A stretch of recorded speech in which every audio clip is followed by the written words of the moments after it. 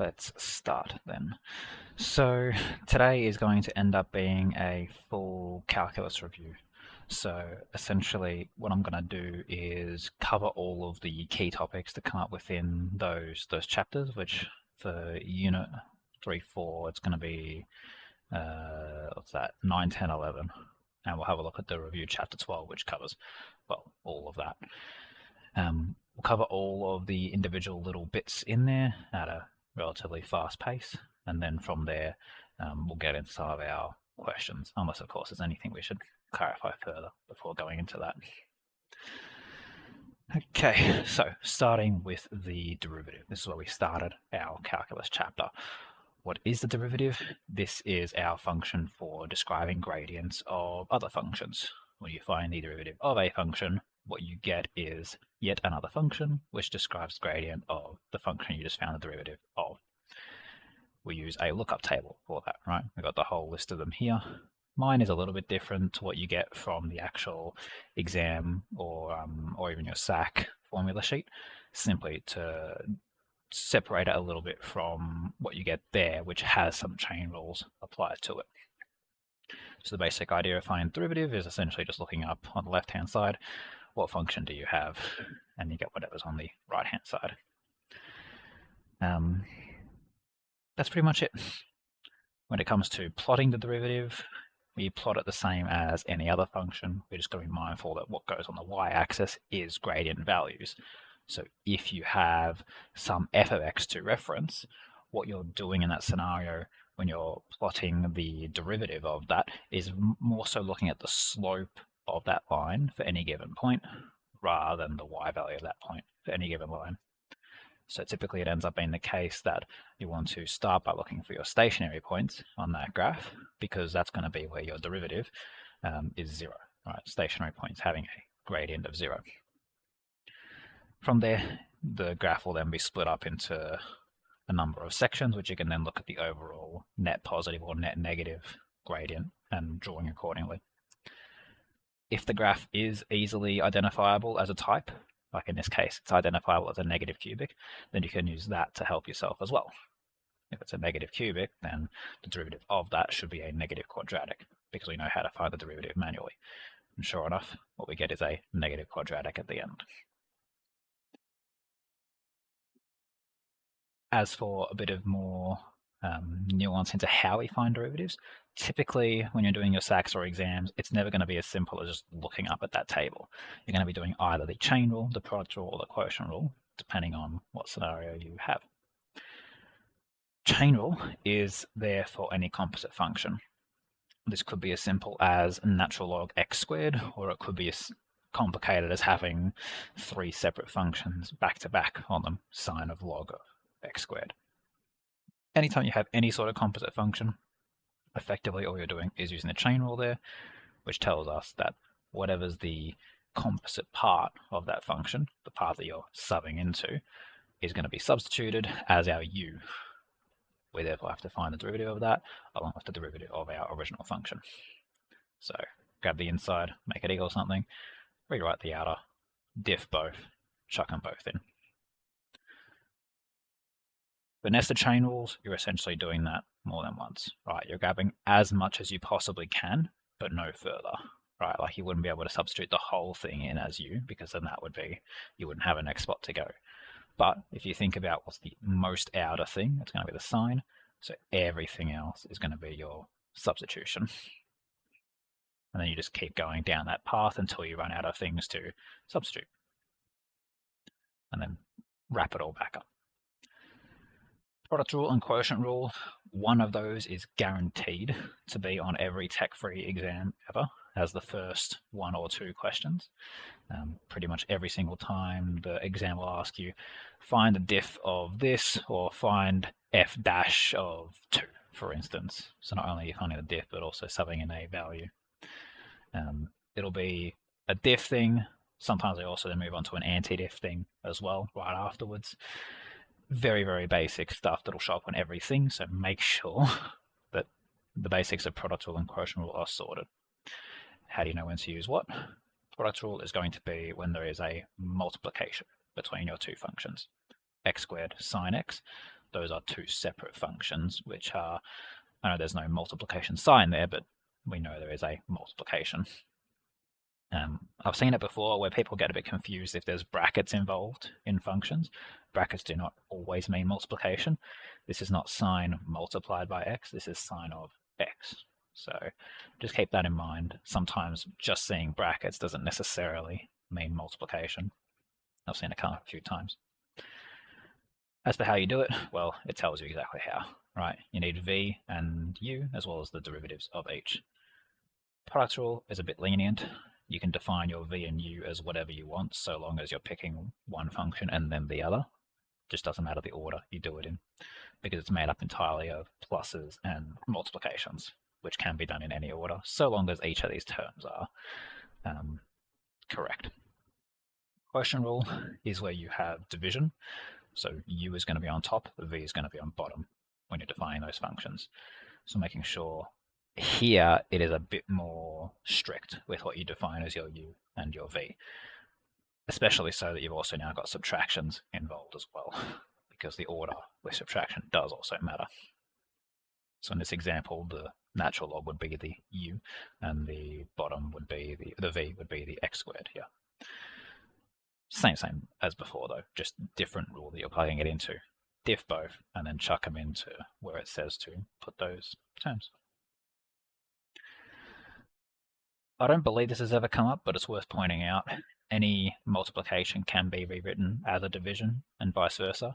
So if you do come across a chance to simplify things in that way, maybe a product rule would look harder than a quotient rule or vice versa, you can technically split them up as such. So for instance, like rather than having numerator over denominator, you now have that times another fraction. So there's an equivalence between the two. More often than not, you'll be using them in tandem. Chain rule is pretty much always there in all of your diffs, and then it'll be sort of used in tandem with a product rule or a quotient rule, which in this case is a product rule thing, right? X squared times another function. Some of the basic ones, though, they already appear on your formula sheet. Any AX, for instance. For those of you who do struggle with chain rule stuff, I have an appendix of literally all the possible combinations of functions. So feel free to suss that one out if you're coming across ones that feel weird. I've got literally every single combination that could be. Nice. Alright, that's on most of the fundamentals of derivatives. Is there any questions or stuff to clarify there? I am going through this at a faster pace because we've done it all before. So if there is little things to point out and explain any further, let me know. More than happy to. Even if you pop it in the chat, happy to go back on any one thing.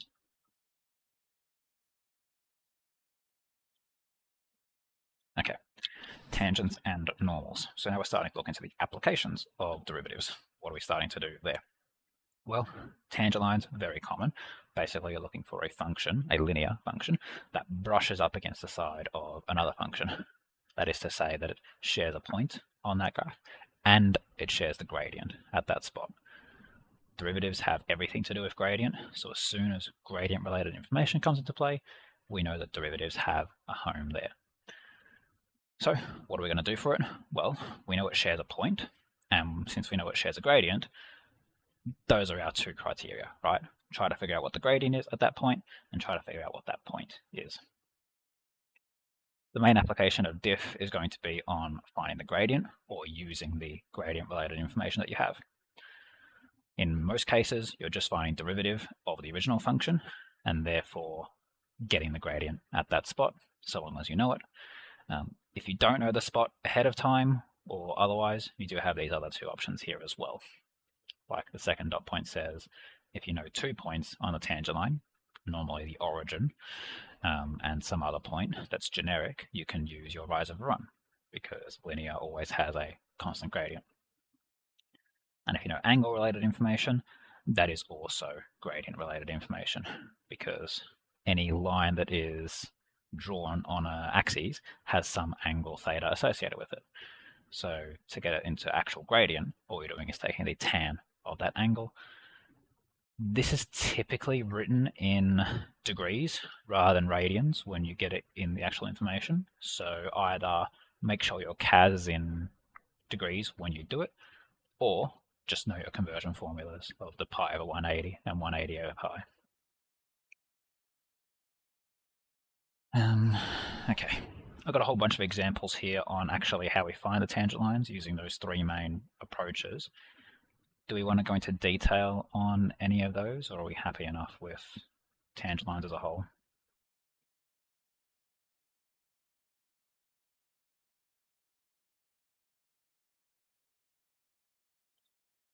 Thumbs up for detail or move on? Move on, yeah, move on. Cool. Okay, last one up on this list anyway is the normal line. It is basically identical. The only thing you're doing differently is now you're finding, rather than the exact gradient that it brushes up against the side of, you're now finding 90 degrees, right? You're finding the what's referred to as the normal line. The only step in the procedure that changes is when you get your gradient, do -1 divided by that gradient. Otherwise, the steps are exactly the same. Your CAS has functions for this, both in the calculus menu, right? Tangent line and normal line. Your CAS can do that, even generically, right? If you don't know one of the values, like where the x value is, for instance, you can leave it generic as some variable. This leads us into Newton's method, which is something that's relatively recent to the study design, and as such now appears, oddly enough, at least once in every single exam since. Typically it's a tech active thing, and the reason why is because it's a very iterative approach. You're essentially doing these calculations over and over again until you hit some certain finish point. As for what Newton's method is, I'm realizing I don't have a really good picture for it, so let me pull up the textbook version. It's actually got a nice little thing to refer to. So what Newton's method is the repeated solving of tangent lines until you get closer and closer to your desired spot on the graph. Basically, it is used to find x-intercepts of a graph. This red line is the graph of x squared minus 2, and normally we can solve that with algebra, but there are some functions where we can't. So what we do with those kinds of functions is use approximate methods to get there. Assuming we know roughly where our solution might be, in this case we have an initial guess of x equals 4, we can take a tangent line at that spot. If we then look at where that tangent line intersects, we'll realize it's a lot closer to our red x-intercept than we started, right? We started x equals 4 all the way over there. Now we're over here, 9 over 4.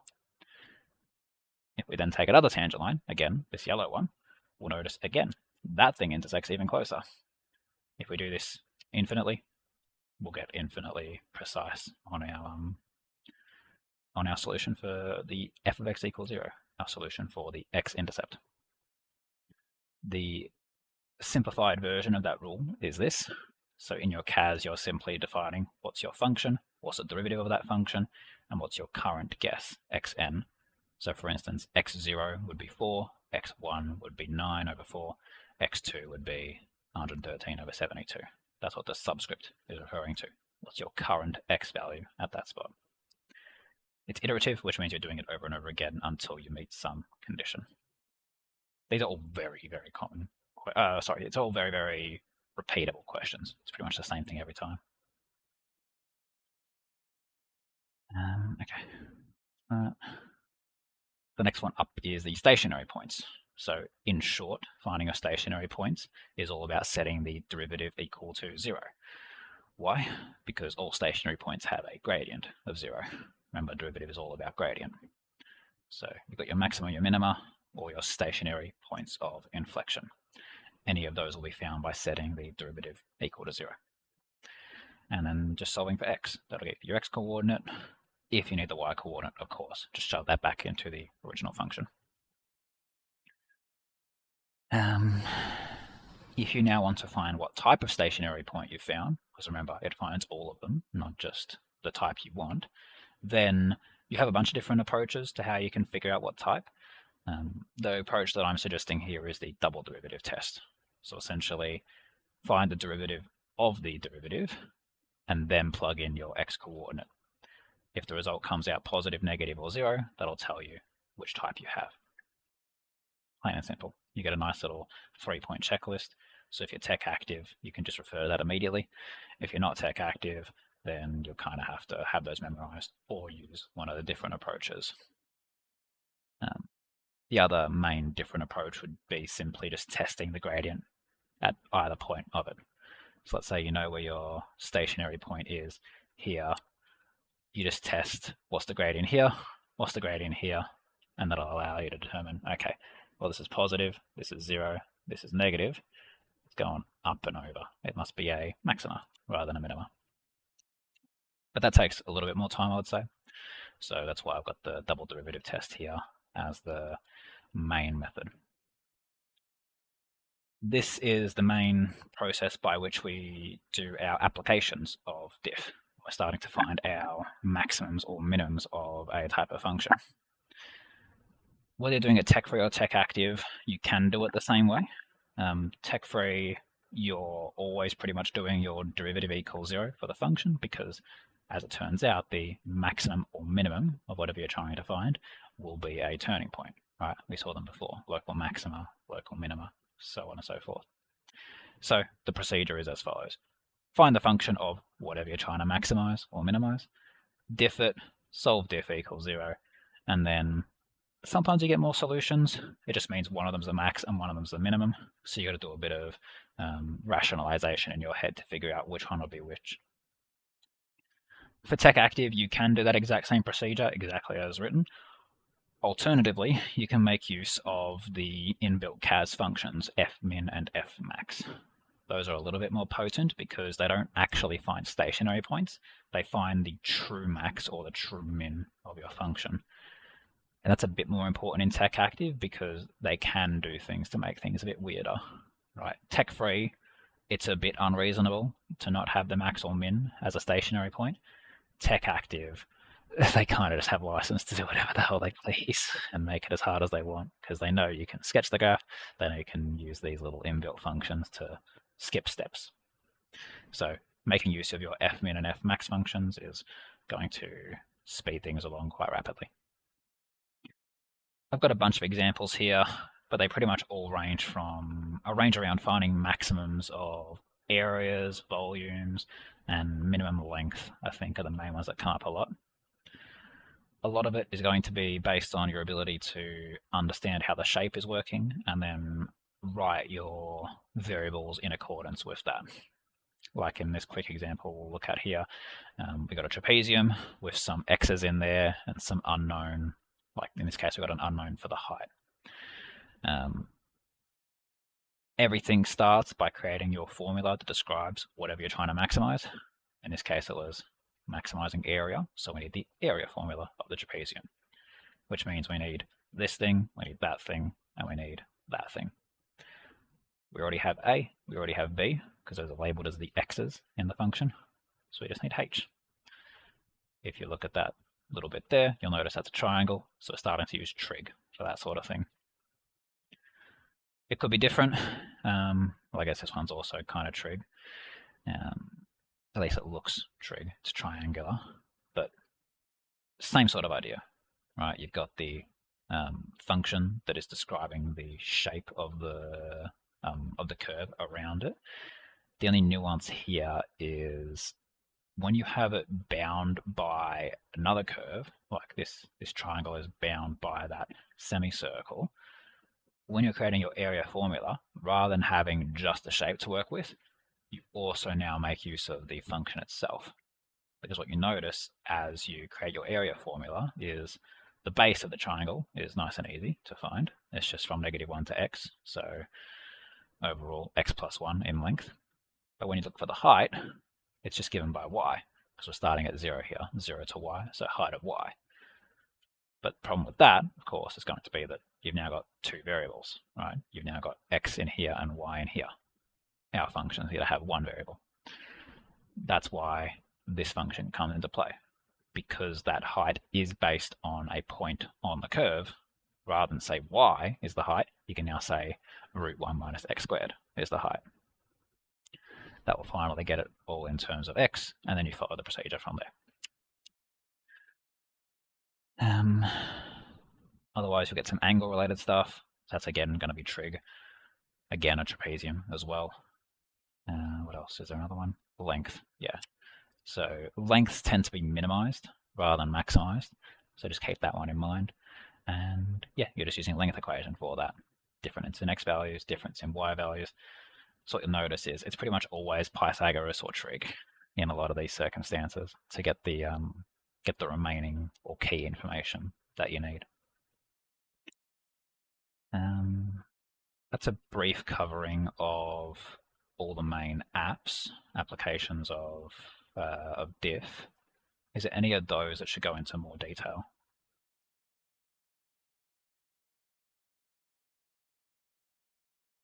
Definitely do some examples live. Okay. Next up, we'll have our anti-diff stuff. So anti-diff is exactly the same as diff in the sense of how we're solving for them. We're just using our lookup table of things to find our antiderivatives of. You're essentially doing the reverse of diff. As for what it's achieving, rather than looking at gradients of things, we're looking at areas of things. So doing your definite integral over a certain duration, over a certain domain, is going to give you the area under that curve. How you do it is a two-step procedure. First is the antidiff of the function itself. So for instance here, our quadratic is going to turn into a cubic because we go up rather than down the list. Then whatever the terminals are, that's going to be your lower bound and upper bound, are going to be substituted into that function in this order: top, take, bottom. So in other words, capital F of 4, take, capital F of 2. These do get quite long.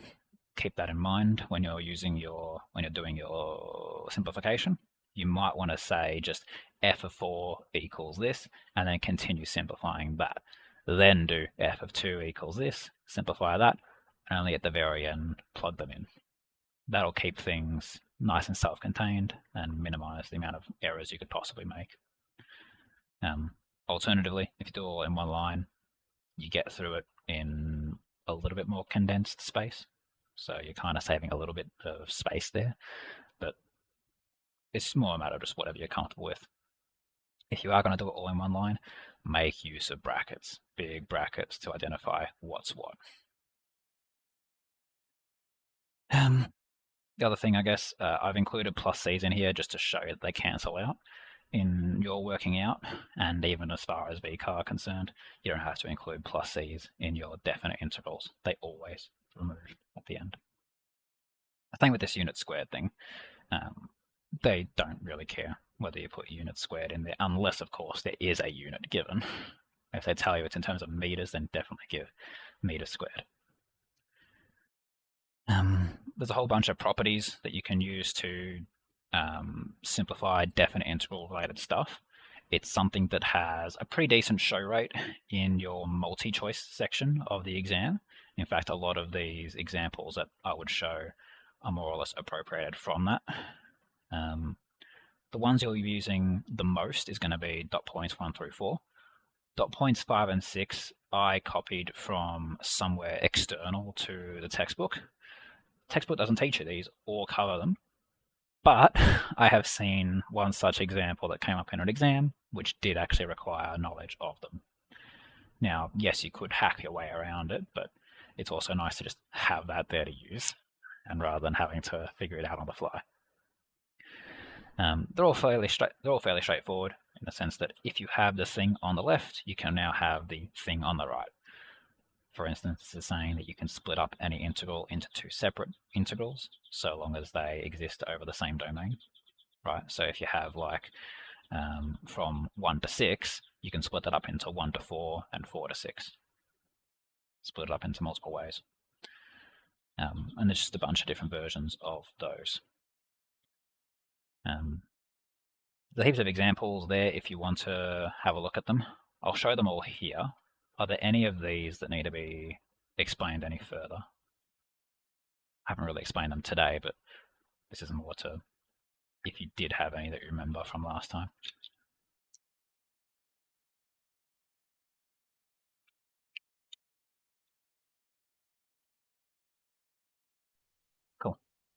lastly is our applications.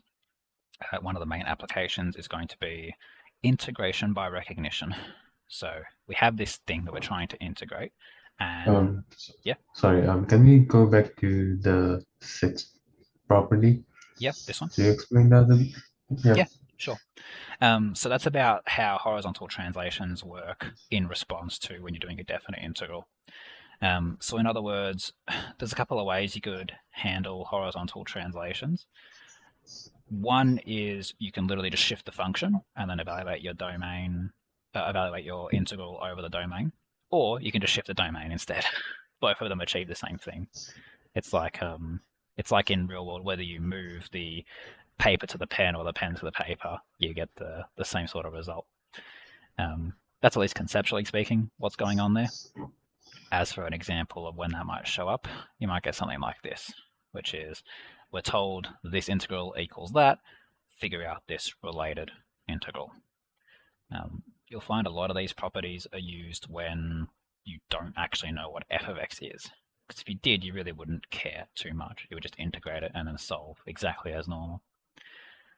So because this is what is known, this is the one that will typically be rearranging for the most part, or writing in a new way.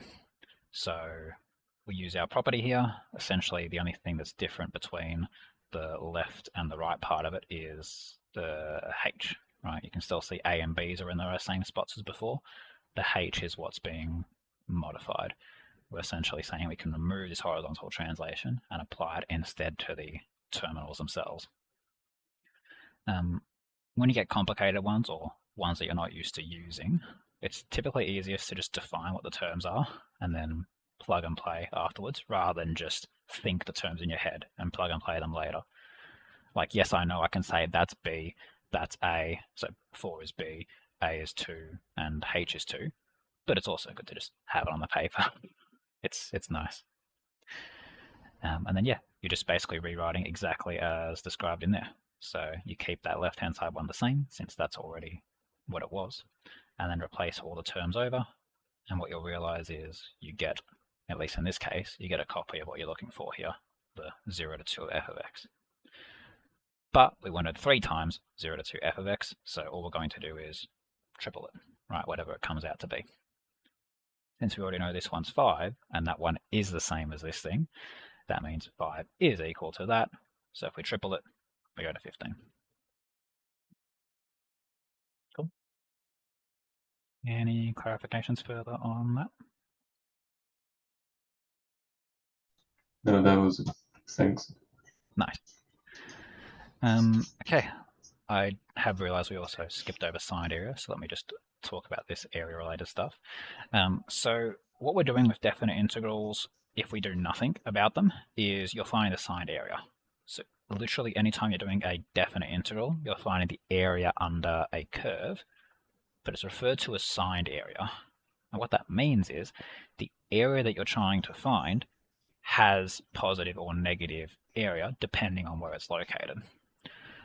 If it's below the x-axis, so from below and then touching the x-axis, you're finding negative area. If it's above, you're finding positive. If it's both, so if we go from 1 to 4, you're essentially taking this positive bit and subtracting this negative bit. That's what signed area is. So if you do a definite integral over any domain, you're getting signed area. A lot of the time, we don't want that. It'll ask for unsigned area, total area, bound area. All of these keywords are referring to only positive area. We want to make sure anything that would be considered negative is now flipped over to being positive. So there's a couple of ways you can do that. The simple way to do it, every time basically, is going to be to split it up. So start by identifying what's normally negative, what's normally positive. And you can do this with a graph, which is the main way of going about it, whether you do it tech-free or tech-active. From there, once you've split it up into negative and positive sections, you evaluate each of them individually. From there, if you know that's a negative number, just slap a negative multiplication on it. It'll flip it right back to being positive. That's what this is saying here. Just slap a negative on there. The other thing you can do is make use of one of those integral properties, which is to flip the location of the terminals. So instead of having lower to upper, you now have upper to lower. That will also flip the subtraction, right? Because you're basically flipping this step to go from a negative number to a positive number. Doesn't matter which one you use, you get the same result. Any clarifications about how to handle this area stuff?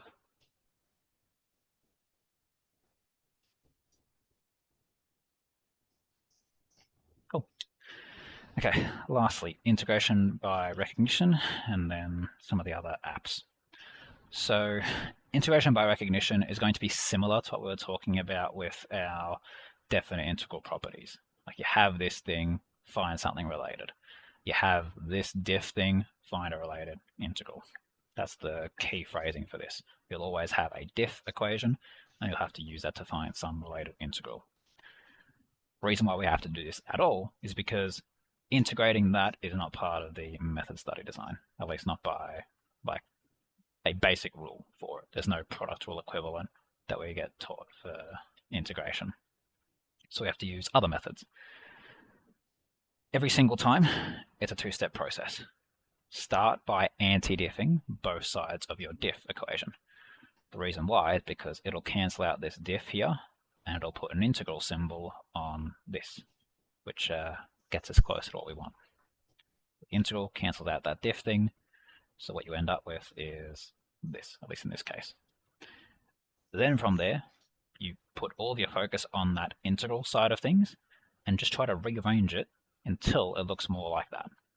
In fact, rearrange it until it looks identical to that. As we can see, x cos x is part of that, so all we're going to do is split that integral up and then chuck the remaining part that we don't want onto the other side. From there, we technically have our antidiff, right? We wanted to antidiff this, and that is the antidiff, but we can simplify this a bit further.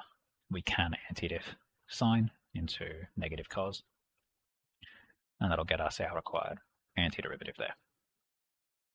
So again, making use of our known diff equation to create an unknown antidiff. Yeah. Go for it, Nihal. So can't we? So can we take out the any coefficients or something that outside the integral? Yeah. So taking out coefficients is a thing that happens somewhat frequently. I think if I pull up the chapter on it, we might see an example of that actually. But yes, taking out coefficients is definitely advised.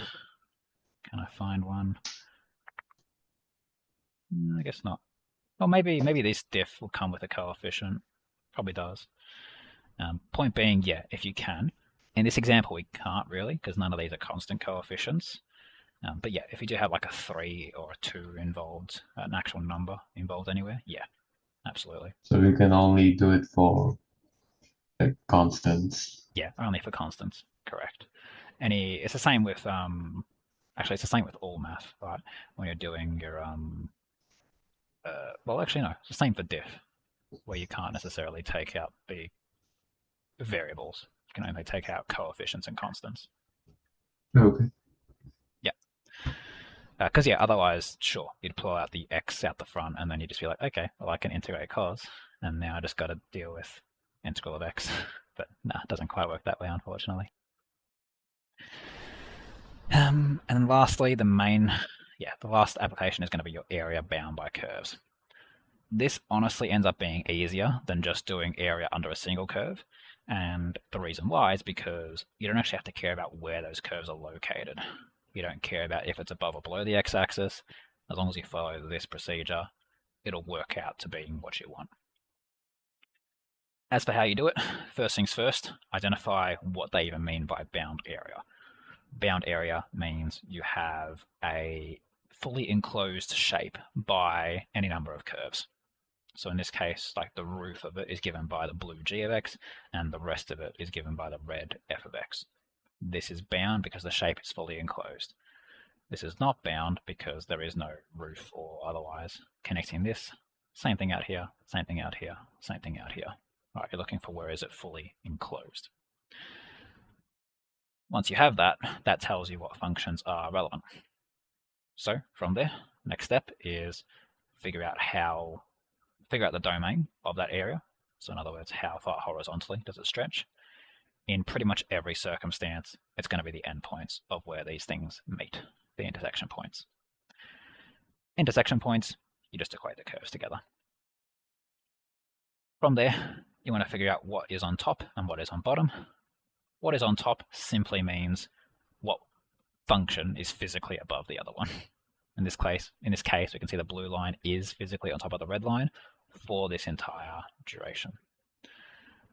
Once you identify what is on top and what is on bottom, evaluate that integral in that order. Always top take bottom over the domain you found. I won't get into it unless you want me to, which is it doesn't matter where any of these things are.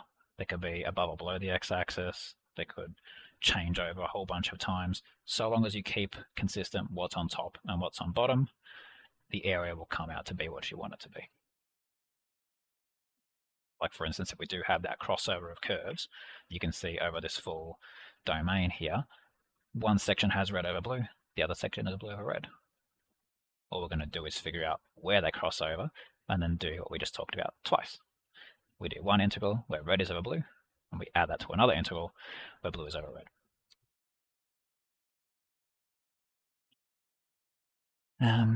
Anything about that should go in any more detail?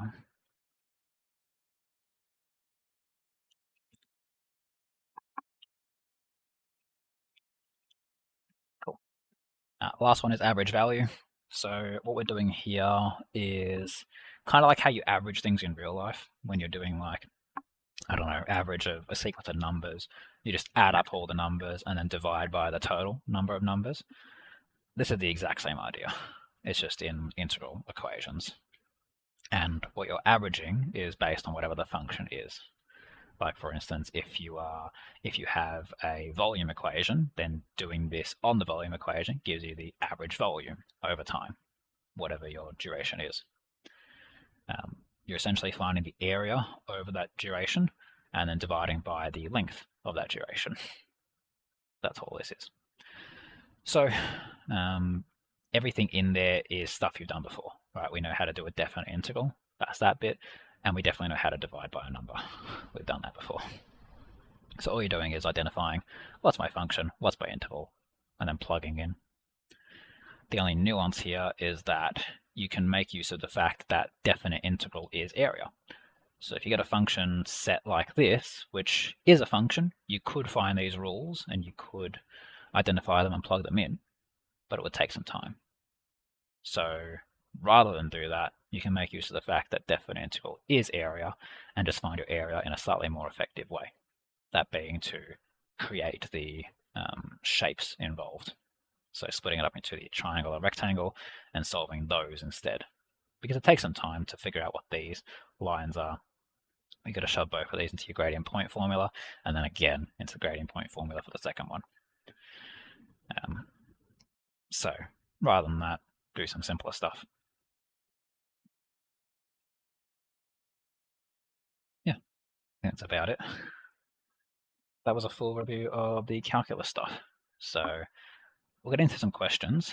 Mainly we'll be focusing on the extended response section.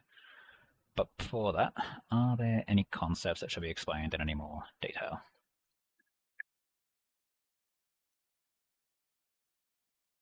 If not, have a read of question 1 and let's try and answer A.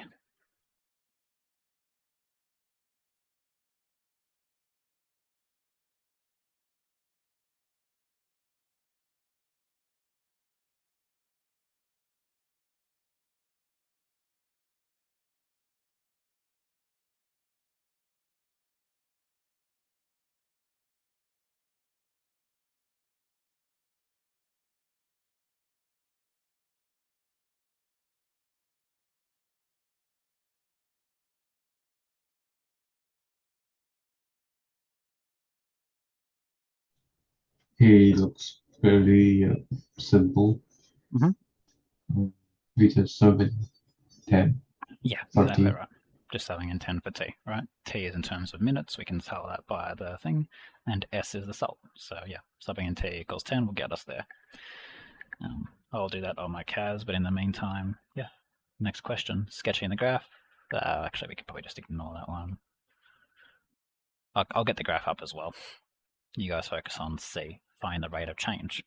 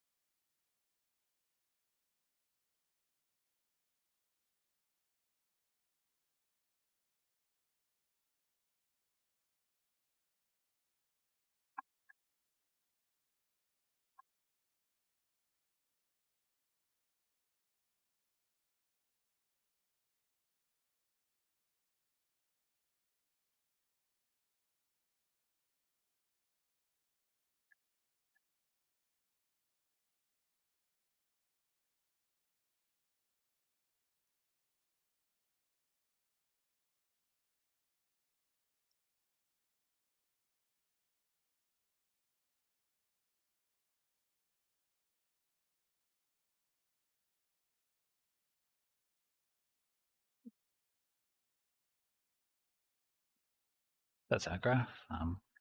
We should also cut it off at t equals 0.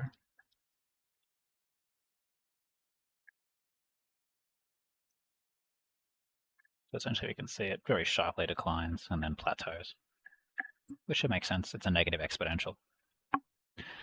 Part C, rate of change of salts at time.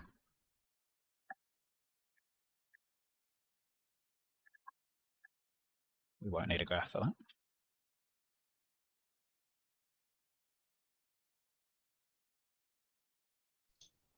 We find the derivative of it. So, yeah, exactly right. Just diffing it. This is extended response. We're allowed to cheat it out with CAS. Nice, that's exactly right. Because what you get, rate of change is gradient is diff. The SDT is what this would end up being. Part D is a little bit trickier. Rather than getting it in terms of T, we're trying to get it in terms of S. That's a bit stranger. For this one, I'm going to have to do some algebra manipulation, so I'll just get that sorted on the back end.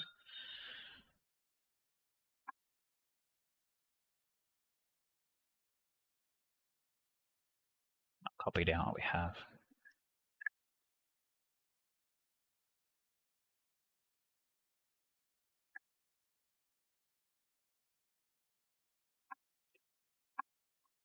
So we found that the S on dt is going to be minus 6e minus t on 5. So the problem was, at least in the second question, that it said, hey, I don't want any t's in this thing.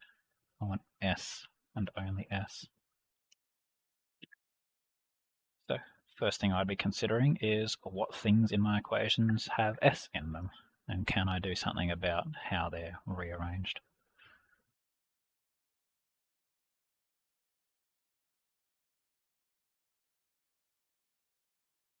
You know, if I want it in terms of s, our first logical step is going to be identifying where's my s.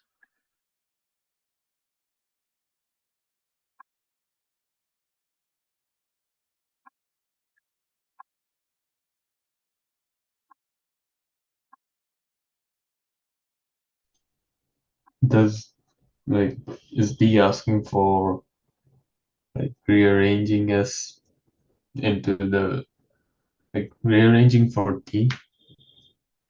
You can rearrange for t if you want. There's possibly a little bit more algebraically faster way of doing it, and that is that rather than fully rearranging for t and chucking it in there, you can actually rearrange for the exponential part and then replace the entire exponential with what you get. That'll be a little bit faster. So for instance, if you get s minus 50 over 30 is equal to e to the minus t over 5, rather than replacing a single variable, you can replace a full term because those are the exact same term. So that's a nice little thing to remember. We don't necessarily have to replace variables. We can replace full terms with these things. It's kind of cool. So final answer for this, ds dt, you're still going to have that minus 6 as a multiplication, but this time it's of s minus 50 over 30. And of course you simplify that as far as you can, but that's the idea. I don't think I understood. Don't think I understood? Sure. So the goal was get our derivative function to no longer have t's in it. We want to have only s's in there. So first things first, look at our s equation. Right, that's the only thing we have available to us that has s in it. Your initial idea was sound. So if you just do what you thought you were going to do with getting the t on its own and then plugging it into there, that's perfectly fine. That works. What I'm showing here is substitution doesn't necessarily rely on a variable by variable basis. It's on seeing the symmetries in equations. So for instance, I start rearranging to get my t on its own, right? I do my subtraction of 50, I do my division of 30. What I'm noticing here is these two things underlined in red are identical. This thing says e to the minus t over 5. This thing says e to the minus t over 5. If these are the same term, then these are the same term. So all I'm doing is replacing this whole thing now with that term because I've told myself, or I've found out, that these are the same now. Okay, That's I a bit got clear. it now. Yep. Yeah, cool. If that escapes you in the moment or anyone else, that's fine. You just flip to logarithm here, get the 5 and the minus on their own, and then chuck it up there. It's an equivalent answer. You'll get there anyway. But this is faster and quicker. Yeah, those are the same thing. It's faster to get there. Cool. Okay. I'm just going to turn the brightness up on this one. In the meantime, let's think about what's E. So concentration at time t equals 0. Grams per liter.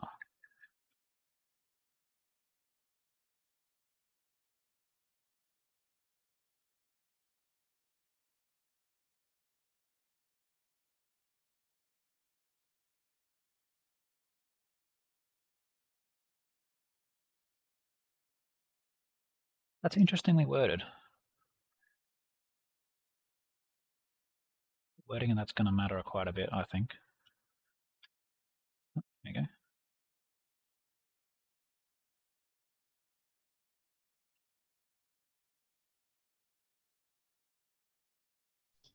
you go. I guess we basically find the percentage Yeah, because it's exactly. 100 liters. Yes. Because you figured out, yeah, it's 100 liters. If you just sub it in directly into your salt equation, the t equals 0, yes, you're going to get salt in terms of grams, but not grams per liter. Absolutely. So yeah, I think I already have this defined in the CAS. Let's pull that one open. So yeah, we're doing the original function this time, h of 0. Right, we don't care about rate, and we're going to get 80 in this case. Now that's 80 grams in 100 liters of salt. So if I want to convert that to grams per liter, what am I doing?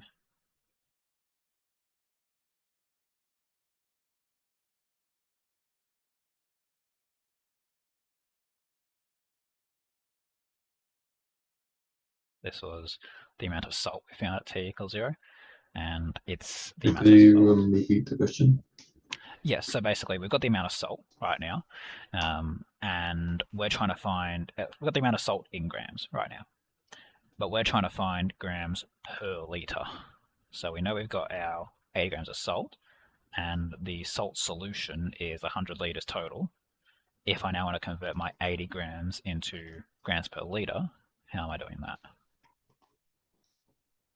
So divided by 100. Divided by 100. Yeah, absolutely. Because in other words, this means 80 grams per 100 litres. So if I want to get it to per 1 litre, you divide both sides of that equation by 100. So final answer you give for this one is 0.8. Not the 80, you give 0.8 for this. Bit of a unique question here. They don't usually go that complicated. most of the time they just say, hey, here's another variable to put it in terms of. But yeah, or let's say units matter. So this leads on naturally to solving f, which is going to be, okay, find the value of t for which the salt solution first reaches a concentration of 0.51. So again, you're given a little bit of an indicator as to what they mean by grams per litre. Because, the graph will never hit 0.51. It's got a constant of 50. So that'll be another warning sign for something being up in the real thing. So, because it's concentration of 0.51, we're essentially just reverse engineering what we just did, right? So that would be 51 grams, I believe, and you're essentially just CAS solving. So where does function equal 51? At time t equals 17, so 17 minutes. Didn't really say it around, so giving it as 5 natural log 30. Yeah, giving it as 5 natural log 30 is the appropriate thing here.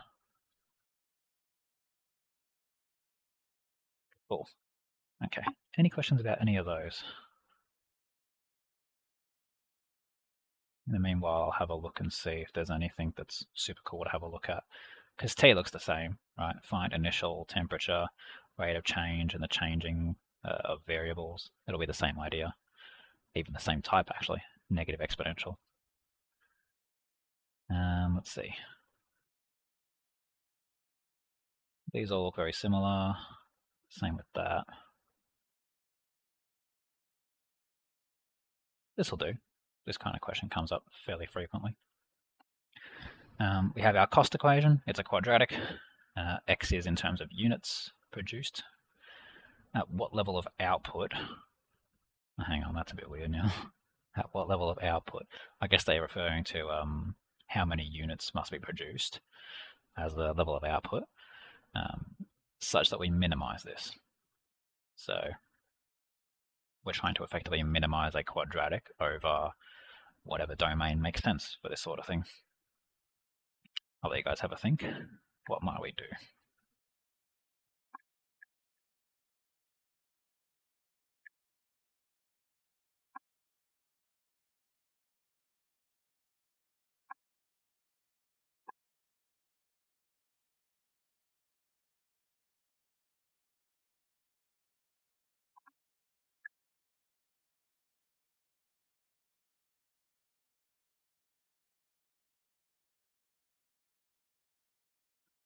This can actually be solved in a single line on the CAS.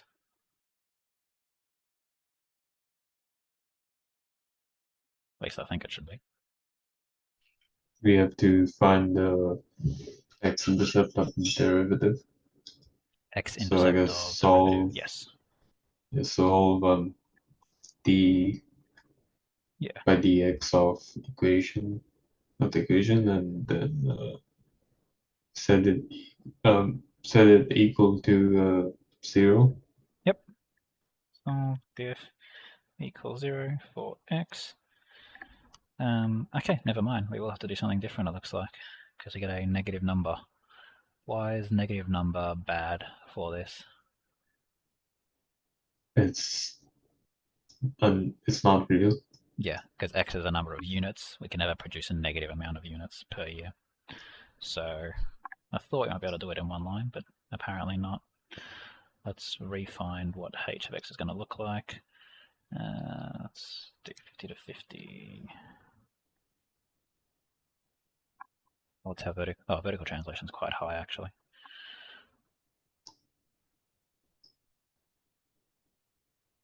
Is it even here anymore? Redefine it. No, it's way up there. Jeez. Okay, let's shoot this up a little bit higher. So now looking at the function, what it actually is, minimizing this. Yeah, I guess we have to restrict the domain to x greater than 0. Yeah, that's right. So we want it to be, greater than 0. Well, we'll assume we have to produce at least one unit, This is a bit weird though. Minimizing. Oh, it's because it's cost per Yeah, cost per unit. Okay. Okay, it's not minimizing cost, because minimizing cost, of course, would just be to produce nothing. That's why it's a bit weird. Yes, cost per unit. Let's think about that one. So how do we get this cost equation into a cost per unit equation? Find the derivative. Yeah, exactly right. The slope of a thing. So,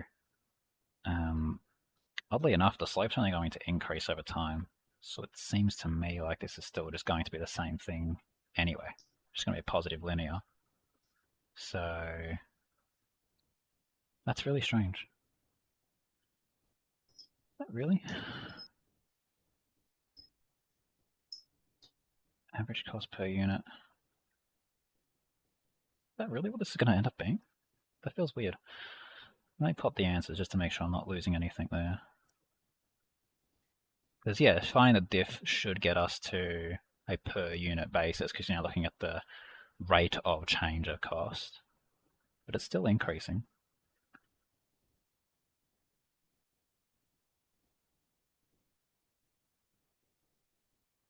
Oh, no, never mind. I'm wrong about that.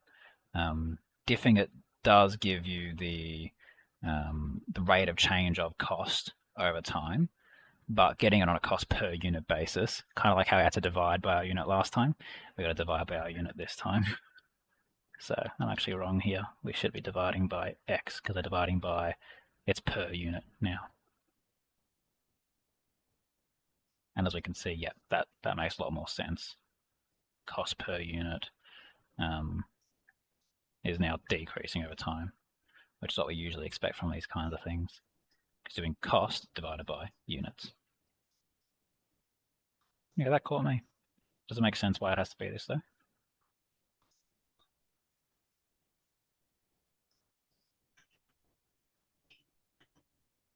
Yeah, I think I understand. Yeah, okay. So in other words, we should be able to now, instead just diff the h of x, it's now h of x divided by x. And that's going to get us what we expected, which is a cost of 100. Sorry, a unit price of 100. Cool. Yeah, wording matters quite a bit. This was a good one to pick. It's one that even tricked me. If we did have like a decimal here or anything, we'd have to round it. I don't think this kind of question would come with a decimal though, because it's a bit ambiguous which way you would round it. To minimize it, literally either way you round it, you're always going up, because if you're already at the minimum, then it can't go any lower. So rounding either way doesn't seem appropriate. I guess you would default to just nearest whole number, but both seem a bit, whichever way you round seems a bit wrong, so no rounding typically for these. Okay, last 2 minutes. Can I find anything that'll be cool to do? Yeah, okay, why not? 6a. Prove something is proportional. That's not something we see often. Prove dt on dt is proportional to t. So in other words, basically, we should be trying to show that the derivative, like if the derivative increases, so too should the temperature increase. If the temperature decreases, so too should the derivative decrease. And we're trying to prove that algebraically. There's no actual numbers in this, so pretty much exclusively using our variables and we're using our variables to try and prove it. I believe it'll be a similar sort of thing to the first couple of questions we did, which was like find dt and then get it in terms of another variable. So let's see how we go. Okay, capital T is equal to t naught e to the negative k t, little t. Okay, and then dt, this is just going to be a chain rule. T naught is a constant coefficient here. It's the original excess of temperature. So this one's just going to be negative k t naught e to the negative kt. we're just doing the chain rule on this portion of it. Coefficient basically goes down the bottom because we're diffing a linear. Proving it's proportional, well, they share the same term. So again, we're just going to do dt on dt is equal to negative kt, which some of you might have actually seen this already. This is a very physicsy thing. K, how they define it? I'm pretty sure it's like a Boltzmann constant or something. We're going over time anyway. Let me quickly define. Let's see if I'm right about that. Is K the Boltzmann constant?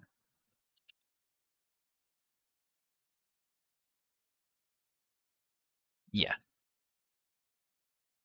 But it's in terms of something else. It's in a different context, not this one, I don't think. Oh, well, close enough. But yeah, so we can see this is the same sort of idea. Proving it's proportional, well, basically, you have an equation with dt in it, and you have an equation with t in it. If one side goes up, then the other side needs to go up. Reminder that the only variables in that last bit are the temperature T and the rate of change. K is a constant here. Even though it doesn't say it, it is. They probably should have defined that. Yeah, that's about it. So we've had a look at a few applications. We'll continue to do these more in the review class, unless we want to go through any Unit 1 and 2 stuff. So still got a while to do these. Pretty sure, so Unit 3-4 goes, I think SAC is in like, what, 2 weeks, 3 weeks? Something like that. So basically, as we get closer to SACs for either Unit 1 and 2 or 3-4, let me know, and we'll focus our studies on whatever's relevant for it. I think my SACs are starting next week. Starting next week. Cool. And that's going to be this one, the calculus stuff? Yeah, probably. Yeah, sick. So we'll definitely focus on a lot more of the calculus app stuff. If you do have anything specific you want to have a look at through there, make sure you let me know. We'll be happy to focus on those specific kinds of questions. Just broadly speaking, review chapters are going to be a friend for SAC revision for anyone, by the way, Unit 1 and 2 or 3-4.